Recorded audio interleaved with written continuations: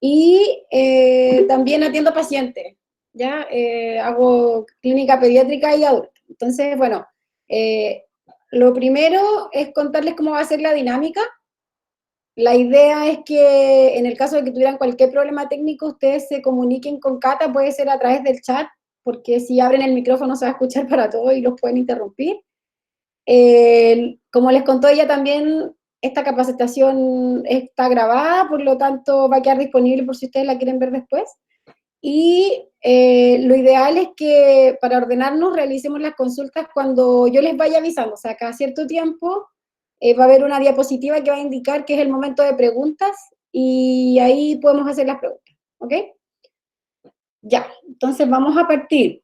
¿Cuál es el objetivo de esta sesión? Primero, reconocer las prácticas alimentarias y de actividad física que favorezcan su salud en tiempos de confinamiento. En primer lugar, hay que considerar el contexto actual de distanciamiento social. Esto, en general, nos ha llevado a tener cambios radicales en nuestro estilo de vida y lo que lleva finalmente a un impacto tanto en la salud física como mental. ¿Cuáles son los principales como factores que se ha visto que impacta el distanciamiento social? Primero, provoca una mayor cantidad de estrés y ansiedad. La gente, por el hecho de no poder salir, ya no puede realizar actividad física tanto cotidiana como caminar, por ejemplo, ir al metro, subirse a la micro, etc. Tampoco puede realizar ejercicio físico, porque la mayoría de los ejercicios físicos se practican fuera de la casa. Y también el hecho de estar encerrado, por así decirlo, lleva muchas veces a tener una alimentación inadecuada y también a tener un aumento de ingesta de alcohol en los adultos. Entonces, en primer lugar, ¿cuáles son los consejos para mantener una alimentación saludable? Yo acá les voy a hablar primero de lo general y después vamos a ir viendo punto por punto. ¿Qué es importante? Primero que todo, planificar la alimentación. ¿Ya? Esto quiere decir no improvisar día a día qué voy a comer, sino que idealmente tener una planificación ya sea semanal o mensual. Y lo ideal es que ustedes se basen en las guías de alimentación para la población chilena, que estas fueron creadas ya hace un tiempo y han sido adaptadas a un lenguaje cotidiano para que sean entendidas por toda la población. Yo se las voy a ir mostrando en un ratito más. ¿Qué otra cosa es importante? Que apliquen técnicas de conservación de alimentos, ya que las salidas en muchas comunas están restringidas, por lo tanto no se puede ir a comprar a cada rato. Si bien los alimentos son prioritarios, uno también debería tratar de evitar ir a comprar a cada rato, y no todos los días. Y por ende, las técnicas de conservación se hacen sumamente importantes. Por otro lado, aplicar técnicas de higiene y sanitización de alimentos y evitar el excesivo consumo de alcohol, ¿ya? Entonces, primero vamos a hablar sobre la planificación de la alimentación. Acá están las guías alimentarias que yo les había comentado. En general, estas guías se basan más que nada en recomendar ciertos alimentos y ciertas cantidades de alimentos. Por ejemplo, una de las primeras guías es que consuma alimentos con poca sal, ¿ya? Y evitar tener el salero en la mesa. ¿Por qué? Porque cuando uno en general tiene el salero en la mesa, tiende a echarle más sal a la comida aunque ya tenga. Hay gente que ni siquiera la prueba y le pone más sal, ¿ya? Y el sodio, el exceso de sodio a largo plazo puede generar efectos, por ejemplo, en la presión arterial, en personas que son sensibles, ¿ya? Lo otro importante es que si queremos tener un peso saludable y mantenerlo, deberíamos evitar el azúcar, los dulces y las bebidas, y también los jugos azucarados. En general, existen una serie de versiones actuales que son light, pero muchas de esas también, aparte de tener endulzantes, tienen otros tipos de azúcares que no se llaman azúcar necesariamente, y muchas veces pueden decir en la etiqueta que no tiene azúcar, o sin azúcar añadida, pero tiene otros carbohidratos añadidos. Por ejemplo, la maltodextrina, o puede tener fructosa, ¿ya? Que como no es azúcar propiamente tal, la empresa puede promover o escribir dentro de la etiqueta que no es azúcar, pero igual tiene un aporte calórico, ¿ya? Si bien el exceso de azúcar es malo, una cantidad pequeña tampoco sería tan mala. O sea, ¿cuánto es lo aceptable y lo que se recomienda? En general, no más allá de 10 gramos al día, que eso son como 2 cucharaditas de té, por lo tanto es poco, ¿ya?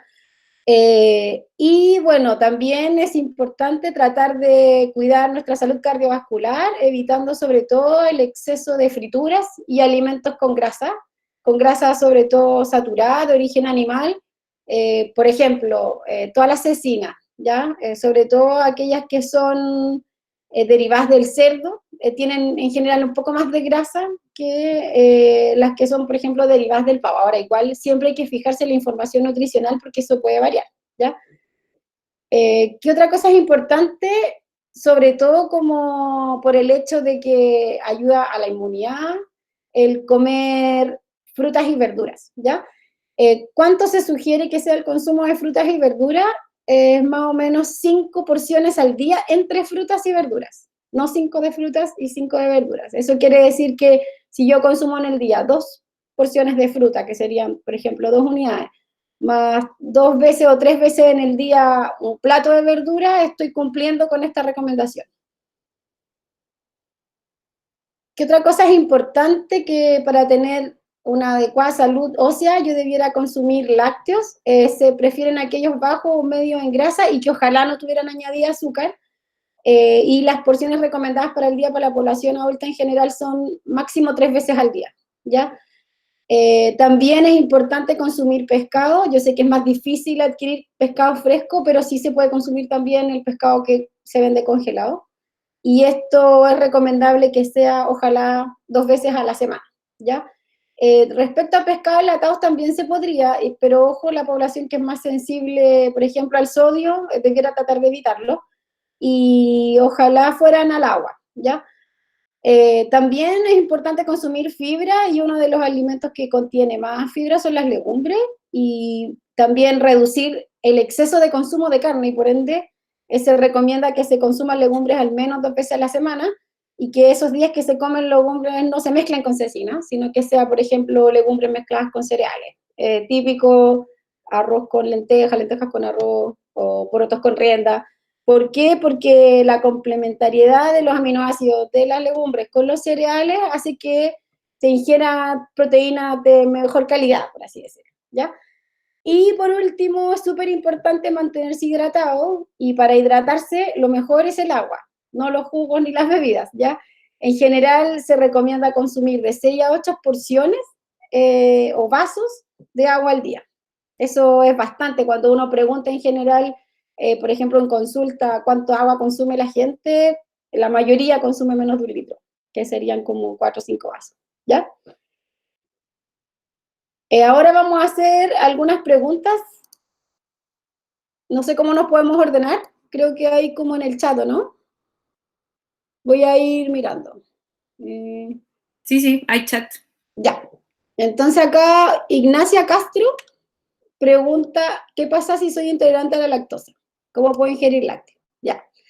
En general, existen opciones para la intolerancia a la lactosa. Son lácteos que son sin lactosa, ¿ya?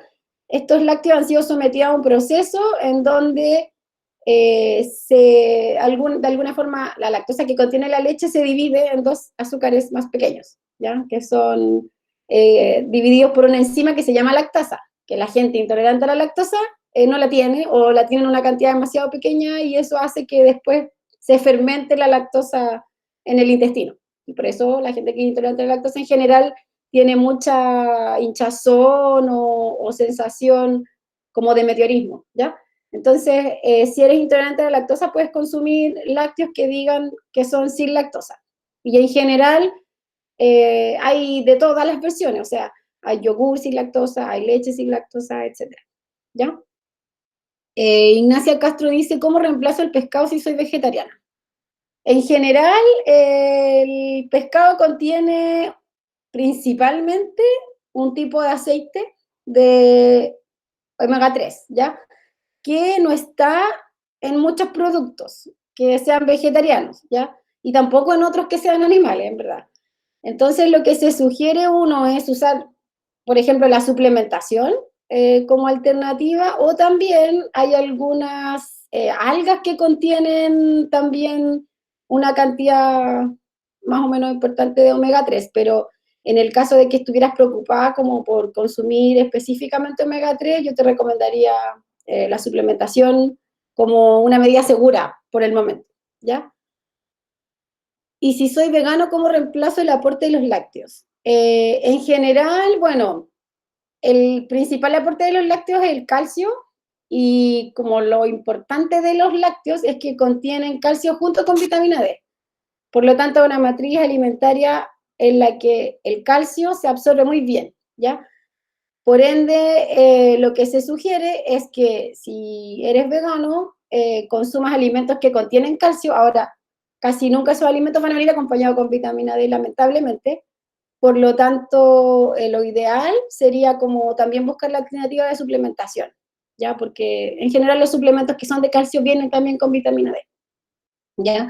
Pero también tratar de preferir alimentos que contienen calcio. Por ejemplo, aportadores de calcio son los frutos secos, y también hay ciertas leches que no son leche en realidad, son como símiles de leche, o bebidas que, por ejemplo, son de algunas, como leche de almendra, que se le llama. En general uno define más que nada la leche como el producto que viene de la vaca, por ende, por eso el otro no es leche, ¿ya? Pero este como sucedáneo sí viene suplementado muchas veces con vitamina D, y en algunos casos también con calcio. Entonces, en ese caso sería mejor consumir esa opción que hacerlo en la casa, porque en la casa ustedes no le van a poder poner esa suplementación, por así decirlo, ¿ya? Después, ¿qué alimentos contienen muchas proteínas que no sean carne? Las legumbres, en general, algunos cereales también. Los cereales sí tienen proteína, lo que pasa es que, como yo les contaba, existe como una limitación del tipo de aminoácidos que tienen. No son completos, como, o no contienen todos los que son de alguna manera aportados por las carnes, ¿ya? Entonces lo que uno debería hacer es tratar de hacer mezcla entre cereales y legumbres para lograr esa complementariedad que yo les decía, ¿ya? ¿Cuántas calorías es recomendable consumir diarias? De eso depende, de cada persona. En general, la mayoría de ustedes ya tiene más de 18 años, y la recomendación, así más o menos les voy a decir, porque depende de cuántos años tienen, la cantidad de actividad física que hacen, y otros factores también como la edad, ¿ya? Entonces, a medida que vamos envejeciendo, vamos gastando menos energía de forma basal, por así decirlo. Entonces, nuestros requerimientos van a ir cambiando con la edad, y también van a ir cambiando con nuestro estado nutricional. O sea, no les puedo decir así como un número exacto, pero si habláramos de un rango, en general, podríamos decir que para una mujer chilena, 1,50 m, 1,60 m, que no hace mucho ejercicio, no debería consumir más allá de 1.500, 1.600 calorías, ¿ya? Y para un hombre, al borde de los 1.800, 2.000, dependiendo de su actividad física. Pero en general, la actividad física que tenemos ahora, que la mayoría está como en cuarentena, es bastante baja. Entonces, por eso hay que ajustar los requerimientos a lo que estamos haciendo de actividad física, ¿ya? ¿El té sin azúcar complementa el consumo de agua o no es tan recomendable? No, en general, o sea, no es malo consumir infusiones, sí se puede consumir, pero es mejor consumir siempre como agua, asegurar una ingesta de al menos de 1 litro de agua. Ya el té podría ser complementario, y en algunos casos específicos puede provocar algún tipo de interacción con ciertos micronutrientes, con la absorción. Entonces, no es tan recomendable comerlo junto con comidas como el almuerzo, por ejemplo. Por lo tanto, sí se puede consumir té, pero igual para hidratarse al menos es más conveniente consumir agua. ¿Cuáles alimentos al consumir benefician el corazón? Bueno, en general, lo que más ayuda como es evitar, por ejemplo, el exceso de peso, lleva a las enfermedades cardiovasculares. Entonces, tal como decían las guías alimentarias, para beneficiar la salud cardiovascular, lo mejor es prevenir la obesidad, por así decirlo, ¿ya? Por lo tanto, alimentos en particular que beneficien el corazón, así como específico, no habría, o sí puede, pero lo más recomendable es que ustedes tengan una alimentación sana y una actividad física que permita mantener un peso saludable. Y en el fondo ese peso saludable tiene que basarse en una composición corporal adecuada, es decir, que la cantidad de grasa versus músculo que tengan sea como la óptima para su altura y su edad, ¿ya? Después, Michael pregunta, me pasa que estando en clase mi hermana me lleva golosinas, las cuales acepto sin darme cuenta, ya, puede ser. porque estoy en la clase, y está pendiente de la clase. Antes no me pasaba en la U. ¿Cómo puedo explicar algo similar? Bueno, en general, eso es un tip muy importante. No se recomienda que uno coma mientras está, por ejemplo, viendo televisión o mientras está haciendo una clase, porque toda la atención está puesta como en ver televisión o en prestar atención para la clase, y en general cuando uno come de esa manera, los efectos de la saciedad son distintos, ¿ya? Por lo tanto, ojalá hablar con la hermana para que no le lleve a cada rato golosina, porque lo más probable es que él esté como en piloto automático casi y empiece a comer sin hambre, probablemente, y sea capaz de comer bastante porque no está como sensando lo que se está comiendo en el fondo, ¿ya? Entonces no es tan recomendable hacer eso. Lo ideal es cuando uno come, mirar lo que está comiendo, ver el tamaño de la porción, porque eso mismo va a dar señales a nuestro cerebro de que se está alimentando y de que tengo que, de alguna manera, en algún momento sentirme saciado, ¿ya? Lisette, sí, hay algunas preguntas que quedan pendientes, pero si continuamos antes con lo que sigue de la presentación, a lo mejor se van respondiendo alguna de ellas, y si Bueno, no, ya las retomamos. ya, ok. Entonces sigamos. Voy a poner acá la pantalla de nuevo. Bueno, ahora vamos a hablar de algo súper importante que yo lo incluí porque creo que en el fondo las técnicas de conservación para evitar las pérdidas de alimentos ayudan a, primero, nuestra economía y también a que los alimentos que consumamos sean seguros y que estén limpios y inocuos, ¿ya? ¿Qué se sugiere en primer lugar? Tal como yo les dije antes, uno debería tanto planificar lo que va a comer como planificar lo que va a comprar, porque en general si yo compro de más, sobre todo alimentos que son perecibles, lo más probable es que los pierda, porque se van a descomponer, ¿ya? Entonces, como les decía, si es que yo tengo una minuta de planificación, o al menos planificar para 4 o 5 días, yo voy a saber a partir de esa minuta qué cosas tengo que comprar. También tengo que saber para cuántas personas voy a cocinar, porque si cocino mucha cantidad, siempre me va a ir quedando un poco de comida, y en el fondo la idea es como tratar de consumir el alimento y guardar un poco si es que queda, pero lo ideal sería haberse planificado para que alcanzaran las porciones justas en el fondo. Entonces ahí está el punto 2, que es cocinar para las raciones que sean necesarias, ¿ya? Obviamente se puede usar, por ejemplo, el refrigerador o la refrigeración. Lisette, ¿no estás compartiendo el PowerPoint? Sí, es que no. Espérame un poquito, que yo creo que se dejó de compartir. Acá. Ventana. ¿Ahí? ¿Sí? No aún. ¿Ahí? Ahí sí. Ya, entonces, como les decía, planificar la compra en base a lo que planifiqué de alimentos o minuta de alimentos. En segundo lugar, cocinar para las raciones que sean necesarias, ¿ya? Y no extra, y si es que cocino extra, que tenga una justificación. Por ejemplo, hay gente que cocina en la noche porque la mañana es más complicado, porque está trabajando, porque tiene otra actividad. Entonces, la comida que cocina en la noche la come de cena y también la almuerza. Ya, ahí no hay ningún problema mientras lo refrigere, ¿ya? Pero el cocinar y que siempre vaya quedando y botar comida en realidad es algo que no tiene como mucha justificación, ¿ya? En tercer lugar, el organizar los alimentos tanto en la despensa como en el refrigerador. ¿Y qué se sugiere para esto? Que se organicen según la fecha de caducidad, es decir, que estén más atrás los alimentos que van a durar más tiempo, y que estén más adelante o más a la mano los alimentos que están prontos a vencer o que yo los preparé y que necesito comérmelos pronto, ¿ya? En general también es súper importante no perder la cadena de frío. ¿Qué significa esto? Que si yo compro un producto que está en el supermercado conservado a 4 grados Celsius, debiera pasar poco tiempo en el tránsito del supermercado a la casa para que yo no pierda la cadena de frío y lo siga manteniendo a 4 grados Celsius, ¿ya? O lo mismo con las cosas congeladas. Si yo compro un alimento congelado, no puede pasar todo un día y después volver a congelarlo, ¿ya? Y en quinto lugar, tratar de conservar los alimentos que son no perecibles, por ejemplo, arroz, fideos, que aún no están preparados ni cocidos, en recipientes que sean herméticos o tratar de sellar de alguna manera la bolsa para que estos no se contaminen, por ejemplo.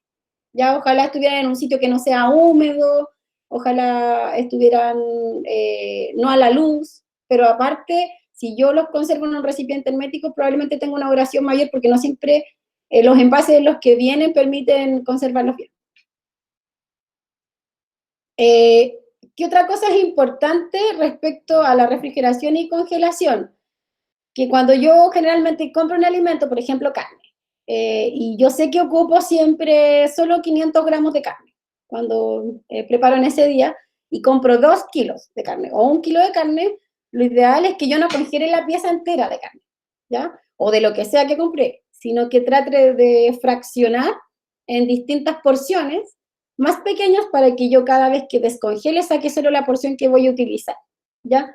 No es correcto congelar y descongelar a cada rato. De hecho, eso provoca que el alimento pueda de alguna manera tener cierta replicación de algún patógeno y después yo lo congele y permanezca de alguna manera latente hasta que lo descongele y vuelva a tener otra proliferación más de estos patógenos. Entonces, yo si descongelo un alimento tengo que utilizarlo.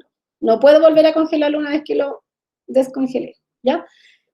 Otra cosa importante es que si voy a guardar un alimento que ya fue cocinado en el refrigerador, no tiene que estar caliente, ¿ya? Tampoco puedo dejarlo todo el día a temperatura ambiente porque eso va a hacer que se contamine. Entonces, lo ideal es tratar de guardar en el refrigerador el alimento cuando ya está más frío, pero que no pasen más allá de 2 horas en que yo lo dejé a temperatura ambiente.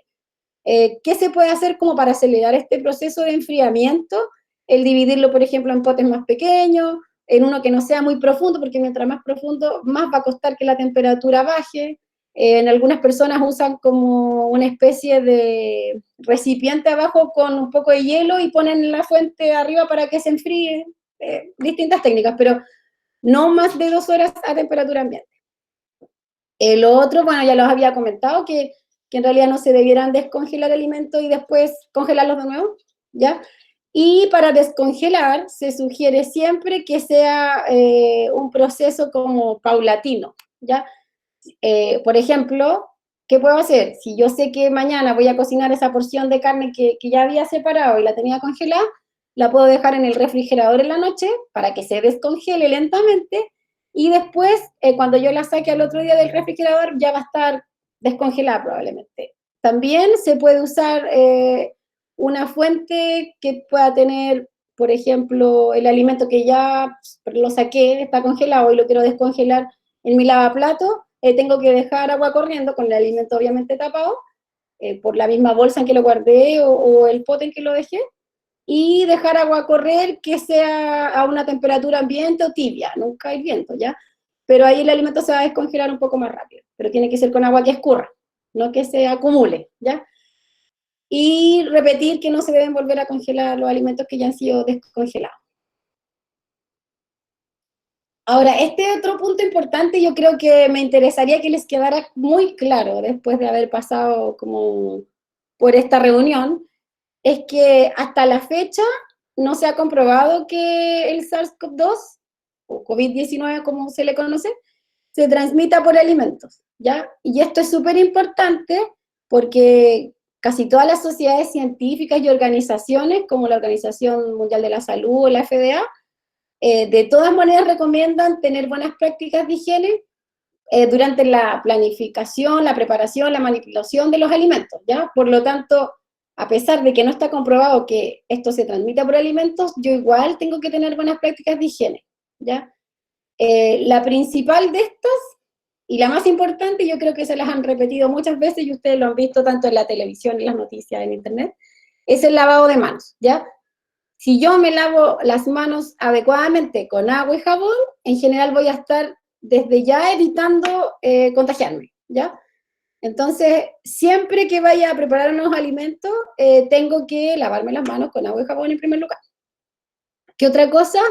Debiera siempre que voy a preparar alimentos, tratar de limpiar y desinfectar tanto envases de alimentos, si es que lo compré, por ejemplo, recién, como superficie en la que voy a trabajar con esos alimentos, ¿ya? La superficie en general ya se sabe de que puede mantenerse el SARS-CoV-2 por un tiempo que incluso pueden ser días, dependiendo del tipo de superficie. Por lo tanto, se sugiere siempre limpiar las superficies con una solución que contenga, por ejemplo, cloro, pero tiene que estar diluido, ¿ya? No sé si ustedes escucharon, pero hace poco una gran cantidad de población tuvo como complicaciones porque estaban usando demasiado cloro, ya en habitaciones cerradas y en una cantidad excesiva.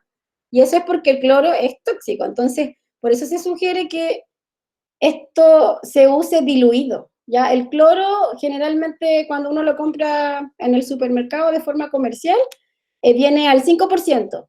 Y a pesar de que viene al 5%, yo le tengo que diluir más. Entonces, las proporciones que voy a usar para limpiar y desinfectar envases o superficies son distintas a las que voy a usar, por ejemplo, para lavar y sanitizar fruta y verdura. Porque probablemente me va a quedar alguna traza cuando yo limpio las verduras, ¿ya? Entonces, es más diluido aún cuando lo utilizo con verduras. ¿Cómo sería esto? En el fondo, cuando limpio superficie o desinfecto envases, por ejemplo, yo debiera usar una solución que esté 1 litro de agua con 4 cucharaditas de cloro, ¿ya? Cucharaditas de té, pequeñas, ¿ya?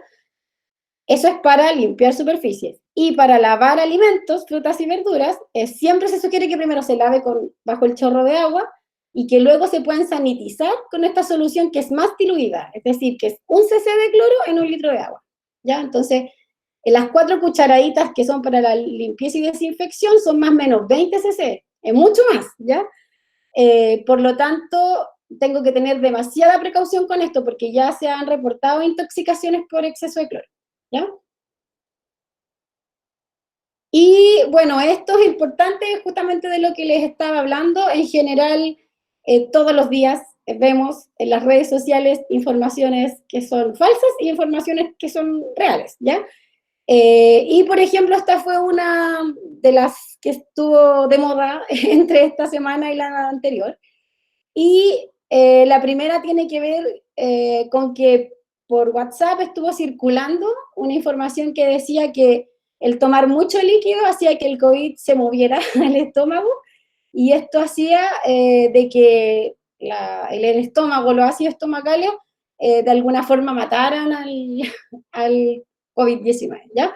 Obviamente que esto es falso y en realidad es importante como tener claro cómo verificar las noticias más que nada. Porque si a mí me llega esto, yo puedo tener la duda y a lo mejor voy a hacer esa práctica porque me lo mandó una persona en la que yo confío.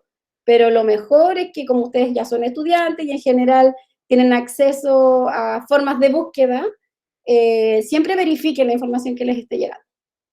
Y justamente de lo que les estaba hablando, sobre las intoxicaciones por ingerir desinfectantes o cloro, de hecho, Trump dijo en una conferencia que en el fondo daba como un poco lo mismo en la vía en que uno podía consumir estos desinfectantes, y eso hizo que más de 100 personas en Estados Unidos hicieran esta práctica y en el fondo se intoxicaran, ¿ya?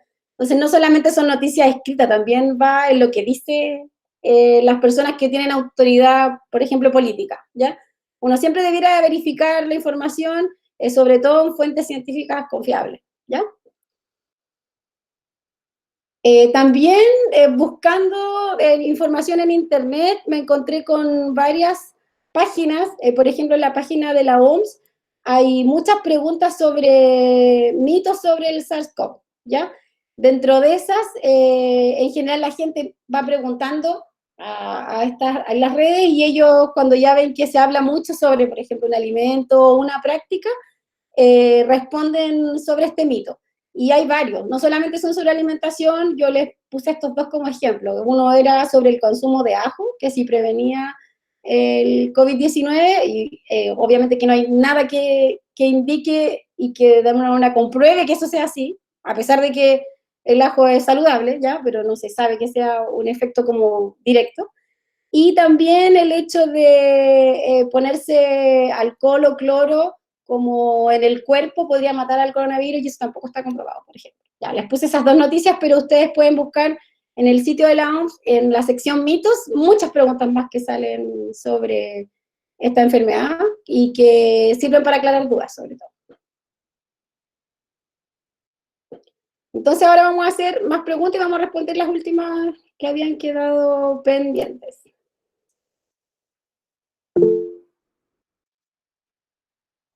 ¿Hasta dónde quedamos la otra vez? Me perdí. No te escucho, Cata. Perdón, quedamos en la de la hermana que llevaba golosinas y después dice, creo que estaba, se puede reemplazar el azúcar por miel. Verdad, verdad. ¿Y quién hizo esa pregunta? Luis Rodríguez. Acá, ya. Sí, sí se puede reemplazar siempre y cuando sea en la proporción que yo les comenté. Se supone que nunca más allá de 15 gramos al día, que eso es como 3 cucharaditas. Ojalá fueran 2, y si es que una, ¿ya? Y si es que fuera ni una, tampoco pasa nada, ¿ya? Lo ideal es que no se consuma azúcar, por así decirlo, añadida a los alimentos, sino que hay ciertos alimentos que ya contienen carbohidratos, que ya contienen sacarosa de forma natural. Entonces, si uno los consume, no necesita el azúcar, ¿ya? Y no es que sean dañinos como per se, sino que la cantidad que consumimos es la dañina, ¿ya? Eso es importante, porque no hay ningún alimento así como malo, en el fondo. Si uno lo consume en proporciones adecuadas, en realidad no debiera por qué afectar la salud, ¿ya? Después dice, ¿cómo se sabe el valor nutricional de ciertas comidas que son cocinadas como el arroz? Porque tengo entendido que... Ah, claro, sí. En general, los alimentos, por ejemplo, el arroz, por ejemplo, los fideos, tienen el aporte nutricional en crudo. Ahora, si tú eso lo llevas como a las veces que aumenta, podrías calcular como aproximadamente cuánto aporta, ¿ya? De todas maneras, hay mucha información, por ejemplo, está la tabla chilena de composición química, donde salen los alimentos tanto en crudo como cocido, y eso se puede buscar en internet, ¿ya? También hay varias páginas más, donde uno puede buscar el valor en cocido y en crudo. Generalmente el arroz puede aumentar hasta 2 o 3 veces su tamaño, dependiendo de cómo le gusta a la gente comerlo, ¿ya? Entonces, claro, si yo miro en seco, va a ser muy distinto al aporte que va a tener cuando ya lo prepare, ¿ya? Entonces, puedo buscar la información en cocido, sí, porque está también, ¿ya? Pero en el envase probablemente viene en crudo. ¿Cuánta proteína se debe comer al día? Pregunta Benjamín. En general, el consumo de proteínas debe ser también, de acuerdo al peso, la edad, la actividad física que hace la persona, entonces, muy variable. Pero en general se acepta que uno debería consumir como 1 gramo por kilo de peso. Entonces, si yo peso 60 kilos, debería comer 60 gramos de proteínas totales en el día. Recordemos que no solo las carnes y los lácteos tienen proteína, también le dije que también las legumbres, los cereales, ¿ya? Entonces todas esas debieran ser más o menos 60, si peso 60, y ojalá, si es que estoy haciendo actividad física, puedo consumir un poquito más, porque voy a necesitar un poco más de proteína, pero eso es variable, dependiendo de cada persona. Si se recomienda consumir proteína en polvo, siempre y cuando sea asesorado por alguien, porque igual hay un límite, y un límite que tiene que ver con el peso, como les decía, y también con la carga de actividad física que se está haciendo. Ya no es tan recomendable comer más allá de 2 gramos por kilo, de hecho es harto, es mucho, es muy hiperproteico. Entonces, yo trataría de asesorarme si quiero consumir proteína en polvo, ¿ya? Valentina pregunta, ¿cómo controlar la ansiedad? ¿Qué alimentos son buenos para controlar los antojos? Ay, bueno, esto es una pregunta bien difícil, porque la ansiedad es muy amplia. En general, bueno, uno sugiere que primero hay que buscar por qué tienes ansiedad. Y en general hay que tratar la causa que provoca la ansiedad, ¿ya? No solamente el alimento de alguna manera vendría como a calmarte, pero no es el que desencadena necesariamente la ansiedad, ¿ya? Y entonces eso primero, como tratar de ver el problema que produce ansiedad y manejarlo. ¿Y qué alimentos son buenos para controlar los antojos? En general, yo diría que tratar de consumir alimentos que no tengan una densidad calórica tan alta. Eso quiere decir, por ejemplo, no sé, algunas verduras, que son principalmente las de tallo de hoja, tienen un aporte nutricional bajísimo. Entonces, aunque yo como una cantidad grande y mastique mucho, que al final esa señal igual me da un poco más de saciedad y tranquilidad, no voy a ingerir una gran cantidad de alimentos. Entonces, lo que puedo hacer es consumir, por ejemplo, más cantidad de verdura para quedar más saciada y no tener hambre en periodos intermedios de las comidas, ¿vale? ¿Ya? El tomar líquido, muchas veces uno confunde hambre con sed, ¿ya? A veces como que tengo ganas de algo y no tomo agua en todo el día, tomo agua y se me quita el hambre, en realidad nunca tenía hambre, ¿ya? Pregunta Stephanie. Liz, creo que saltaste una respecto a las bebidas isotónicas, ¿o la respondiste? Ah, verdad, no la respondí, no la vi. ¿Recomiendan las bebidas isotónicas para deportistas? Sí, no. Depende del deporte, depende de como la carga del deporte que haga. En general, todas las recomendaciones de hidratación usan al agua como primera alternativa, ¿ya? Y muchas de las bebidas isotónicas también contienen azúcar, entonces, si es que yo soy un deportista de alto rendimiento y voy a tener un gasto energético gigante, sí, si tomo una bebida isotónica no me pasa nada, pero no siempre es necesaria para el nivel de actividad física del común de la población, por así decirlo, ¿ya? Como que creo que es mejor el agua en este caso. Steffi, ahora sí, ¿cierto? ¿Sirve dejar los alimentos al sol por unas horas para matar el coronavirus o siempre hay que usar cloro? En realidad, como yo les decía, no se sabe si el coronavirus, y en realidad no se ha reportado de que esté en los alimentos. Ya eso tiene que quedar muy claro. Lo único que podría pasar es que yo tengo una superficie contaminada de alguien que tosió arriba de esa superficie, por ejemplo, y yo dejé el alimento encima, me lo como y tal vez me contagio, pero no es que el coronavirus viva en el alimento y se reproduzca. Entonces, en el fondo, no tengo que matarlo, por así decirlo, y ponerlo al sol obviamente no es algo recomendable. En general, lo que sugiere la OMS es consumir alimentos cocidos, más que nada, sobre todo carnes y que pueden en el fondo contaminarse al tocar una superficie, ¿ya? Pero no es que se reproduzca en la carne el coronavirus, ¿ya? ¿Me entienden? Entonces, no es recomendable comer, por ejemplo, en este momento ni carne cruda ni pescado crudo, ojalá fuera todo cocinado, porque se ha visto que a altas temperaturas, sobre 60 grados, el coronavirus ya no sobrevive, ¿ya? Pero en el fondo la medida más importante es el lavado de manos. Yo creo que es lo más importante, o sea, ustedes cuando cocinen tienen que lavar las manos y limpiar la superficie. La sanitización del alimento es alternativa, y de hecho hay algunas recomendaciones que dicen solo lavar los alimentos con agua, ¿ya? Yo les puse la opción del cloro para sanitizarlo, para que ustedes tengan claro de que no le pueden exponer tanto cloro, porque ha habido demasiadas intoxicaciones por exceso de cloro, pero también podrían solo lavar el alimento. Algunas personas lo sanitizan también con vinagre, ¿ya? En el fondo, yo quiero que les quede de que lo más importante es lavarse las manos, limpiar la superficie, no con exceso de cloro, sino las diluciones que lo conversamos. Fabiana pregunta, ¿se recomienda contar macros para mejorar y ordenar el método alimenticio? ¿Será como macronutriente? Probablemente, ¿o no? Ay, no la entendí. ¿Puedes escribir de nuevo, Fabiana? Que no entendí la pregunta. Y ahí puso Constanza Garrido la tabla chilena. Ah, bueno, esa tabla chilena de alimentos está disponible. También se vende un libro, el INTA, que el Instituto de Nutrición. Vende un libro donde sale la composición nutricional de todos los alimentos, y muchos de esos alimentos están basados en la tabla de Estados Unidos, y la tabla de Estados Unidos también está disponible en internet, así que esa la podrían encontrar. Después Juan Pablo pregunta cuánto es el consumo ideal de sodio al día. Depende también de la población y de la edad. Como les dije yo al principio, no toda la gente es sensible al sodio. No todas las hipertensiones, por ejemplo, son por el sodio. Entonces, no sé si podría dar una recomendación como exacta para todas las personas, ¿ya?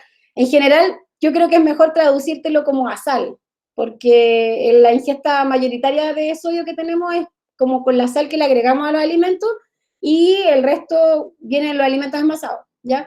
Entonces, ¿cuánto se recomienda de sal diario? Son como 2 gramos al día, que si lo pudiéramos medir hasta 5 máximo. Si se puede medir en una tapita de lápiz Bic, serían como 2 tapitas de lápiz Bic. Cada una sería 1 gramo, más o menos. Ya, y hay algunas sales que vienen en sachet y que vienen de 2 gramos cada sachet, o de 1 gramo, pero más o menos, para que tengan una referencia, es como lo que tiene un lápiz de la tapa, ¿ya?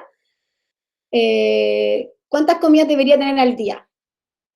Ah, ya. Entonces, en general, esto igual es discutible, Hay gente que dice que hay que comer sí o sí cada 4 horas. Otras personas refieren de que no es necesario como cumplir con esa estructura tan rígida, pero en general yo sugeriría 3 a 4 comidas al día, ya incluyendo una colación si es que el periodo en que estamos despiertos es demasiado extenso. Por ejemplo, si nos levantamos a las 7 de la mañana y nos acostamos a las 12 de la noche, van a pasar muchas horas durante el día.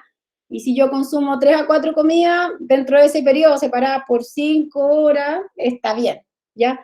Ahora, tampoco es tan recomendable comer a cada rato. Comer a cada rato me refiero a cada 1 hora, cada 2 horas, en general no se debiera hacer. Dice, me refería a los envases de los alimentos. En mi casa cuando los compramos los dejamos al sol por 2 horas. Ya, no, en general es mejor desinfectarlos como yo le conté. Con el cloro diluido, pasar por afuera del envase. Y si tú quieres estar más segura, incluso puedes como ponerlo en otro envase hermético y botar el envase, ¿ya? Eso sí, pero al sol no está comprobado que sea como una medida higiénica que dé resultado, así que no la aconsejaría. Fabiana, sí, eran macronutrientes. Ok, ya, ahora sí entendí la pregunta. En general sí, pero yo creo que para la mayoría de las personas es más fácil aprender cuando te indican como cantidad de alimento a consumir en el día, más que calcular específicamente cuántos gramos de proteína, cuántos gramos de carbohidrato. En general, el trabajo del profesional de nutrición es justamente ese, el traducirte esa información a porciones que tú conozcas, ¿ya? A porciones de alimentos conocidas, tasa, unidades, etc. Entonces, sí se puede hacer, pero creo que si tú cumples con la cantidad de porciones adecuadas, por defecto vaya a llegar a cumplir la cantidad de carbohidratos, grasas y proteínas que tienes que comer en el día. Como que en el fondo las pautas o minutas están hechas para que una cosa logre como efecto la otra, ¿ya? María Alfaro dice, ¿es verdad que no hay que comer cerca de que uno se duerme para prolongar el ayuno? Sí, se recomienda que su última comida sea no más allá de las 9, 8 de la noche, ojalá, y tampoco es tan recomendable comer tan tarde porque en general hay un poco de problema digestivo. Hay harta gente que refiere que si come muy tarde en la noche se acuesta, tiene más reflujo, como que siente que la comida de alguna manera le produce acidez. Entonces, en general no es muy bueno comer tan tarde en la noche tampoco porque después ya nos acostamos y no nos movemos más. Yo recomendaría que no pasara de las 9 de la noche, ¿ya? Y lo más importante es tratar como de en la mañana tomar desayuno. Eso no se me puede olvidar, porque en general uno para partir sus funciones diarias debería tener esta comida que es demasiado importante para la función cerebral sobre todo, ¿ya? Vamos a ir a la última parte entonces, que sería sobre ejercicio, ¿o no? Trata de hacerlo lo más breve posible, por favor, porque ya estamos a la hora. Bueno, pensé que ya había terminado, discúlpame.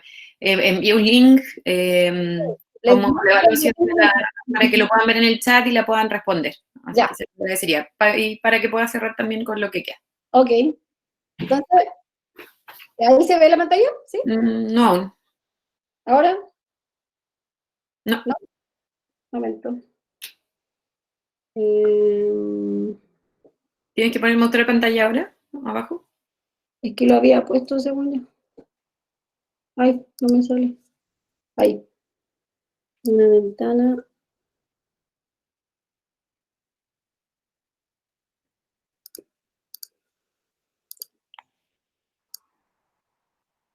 Espérenme.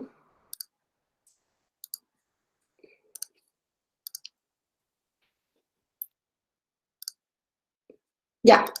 Entonces, con esto vamos a terminar. Vamos a hablar de la actividad física y el ejercicio. Bueno, súper claro y lo hemos conversado hasta ahora que en general el hecho de estar en la casa provoca como un aumento en las conductas sedentarias. En general, cuando estamos en la casa tendemos a estar más en el computador, a ver más televisión y a movernos menos, ¿ya? Esto es sin duda un riesgo como para aumentar el peso, ya a largo plazo, y en algunos casos también para aumentar el descontrol de ciertas enfermedades crónicas. Es súper recomendable tratar de hacer ejercicio en el hogar, ¿ya? y en general se sugiere que sea en el hogar porque esto es más seguro. En general, ¿qué es lo que se sabe sobre el ejercicio? Como cuáles son sus beneficios, que puede reducir ciertos síntomas de depresión y ansiedad. Yo les comenté que con el confinamiento hay más ansiedad, estrés, depresión. También se sabe que el ejercicio puede como ser de alguna manera un tratamiento o también puede prevenir ciertas enfermedades crónicas como diabetes, hipertensión o la obesidad. Y en general lo que se ha visto últimamente es que el sistema inmune se ve beneficiado cuando hay actividad física, o sea, mejora como la calidad de respuesta que tengo yo frente a un patógeno, ¿ya? ¿Qué es lo que se recomienda para hacer en el hogar? En primer lugar, tratar de hacer 150 a 300 minutos por semana. Esto quiere decir hacer ejercicio por lo menos 3 veces a la semana, y si no puedo hacer 3 veces a la semana, por 1 hora, tratar de dividirlo en media hora todos los días. En general, no realizar solamente ejercicios que sean de fuerza, sino que también hacer ejercicios de resistencia. Como estamos en espacios más pequeños, más difícil hacer ejercicio de resistencia, pero podría ser caminar por la casa o tratar de subir y bajar una escalera.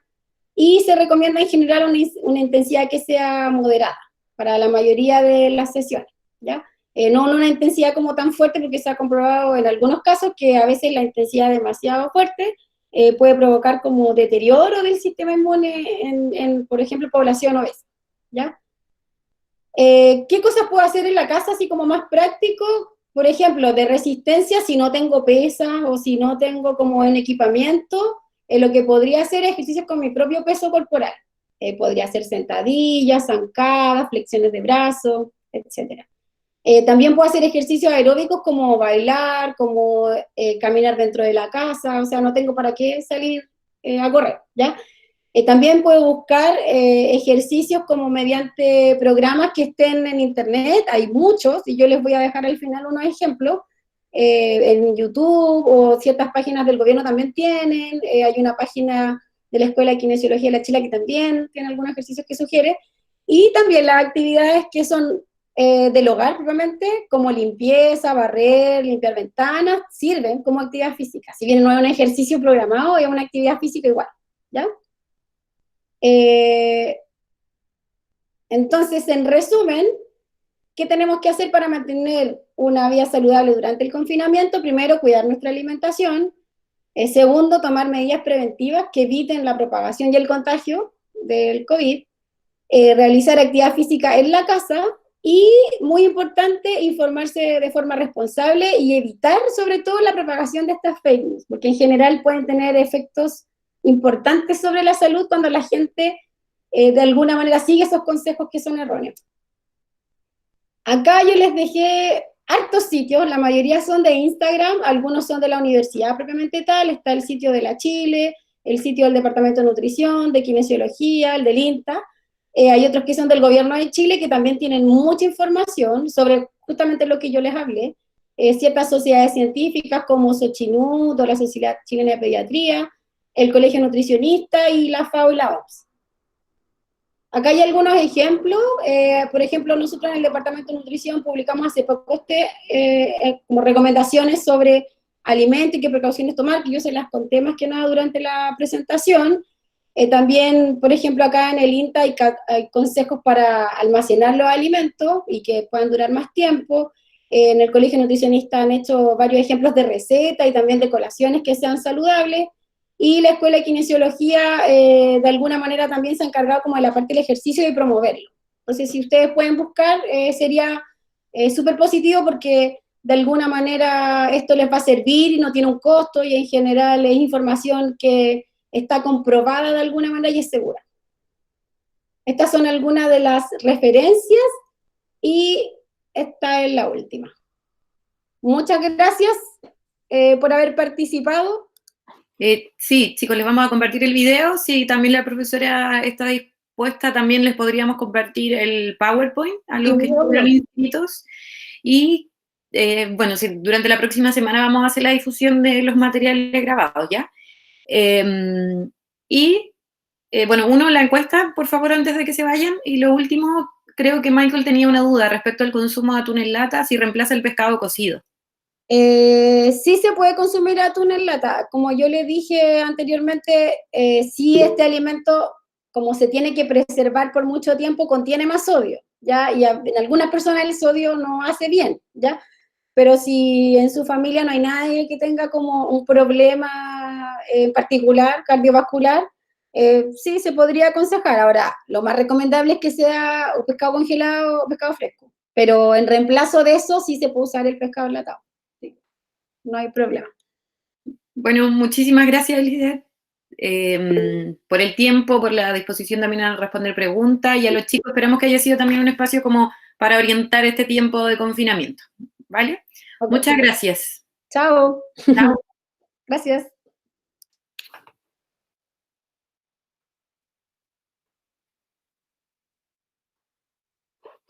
Chao a todos, chicos, muchas gracias, y gracias por haberse cambiado de sala. Disculpen los problemas de último momento, ¿ya? Vamos a compartir el material, y bueno, nos vemos en las otras capacitaciones, sí o sí en la sala Webex. En el caso de que haya problemas, migramos a Meet.